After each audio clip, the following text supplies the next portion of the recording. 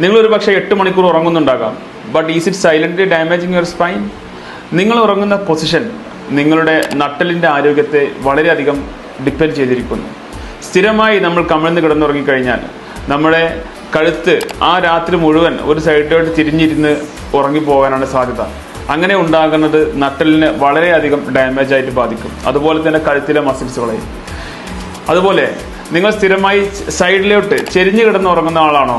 അങ്ങനെയാണോ നിങ്ങൾക്ക് ശീലം? അങ്ങനെയാണെങ്കിൽ നിങ്ങൾ കറക്റ്റ് പൊസിഷനിലുള്ള ഒരു തലയണ നമ്മുടെ ഷോൾഡറിൻ്റെയും ഈ കഴുത്തിൻ്റെയും ഭാഗത്ത് മെയിൻറ്റെയിൻ ചെയ്യുന്നുണ്ടെന്ന് ഉറപ്പാക്കണം. ഇത് ഒരേ അലൈൻമെൻറ്റിൽ വന്നില്ലെങ്കിൽ സ്ഥിരമായി നമ്മൾ ഉറങ്ങിക്കഴിയുമ്പോൾ നമ്മുടെ തല ഒരു സൈഡിലോട്ട് ചെരിഞ്ഞ് സ്പൈനിന് അത് ഡാമേജ് സംഭവിക്കാനും അതുപോലെ തന്നെ കഴുത്തിലെ മസിൽസുകളെയും അത് വളരെ മോശകരമായ രീതിയിൽ ബാധിക്കും. നിങ്ങൾ കറക്റ്റ് മലർന്ന് കിടന്ന് ഉറങ്ങുന്ന ഒരാളാണെങ്കിൽ പോലും നിങ്ങൾ ശരിയായ ഉയരത്തിലുള്ള തലയണ അല്ല നിങ്ങൾ സെലക്ട് ചെയ്തത് എന്നുണ്ടെങ്കിൽ അതും നമ്മൾ നട്ടലിനെ വളരെയധികം ഡാമേജ് ആയിട്ട് ബാധിക്കും. നമ്മൾ ഏത് പൊസിഷനിൽ കിടന്നുറങ്ങിയാലും അതിൽ നമ്മൾ കിടക്കുകയാണെങ്കിൽ പോലും ശരീരത്തിൻ്റെ നട്ടലിൻ്റെ ഈ നാച്ചുറലായിട്ടുള്ള കർവ് മെയിൻറ്റെയിൻ ചെയ്യാൻ തക്ക രീതിയിലുള്ള ആ ഒരു അലൈൻമെൻറ്റ് മെയിൻറ്റെയിൻ ചെയ്യത്തക്ക രീതിയിലുള്ള തലയണയോ അതുപോലെ തന്നെ പില്ലോസാണ് നമ്മൾ സെലക്ട് ചെയ്യേണ്ടത്.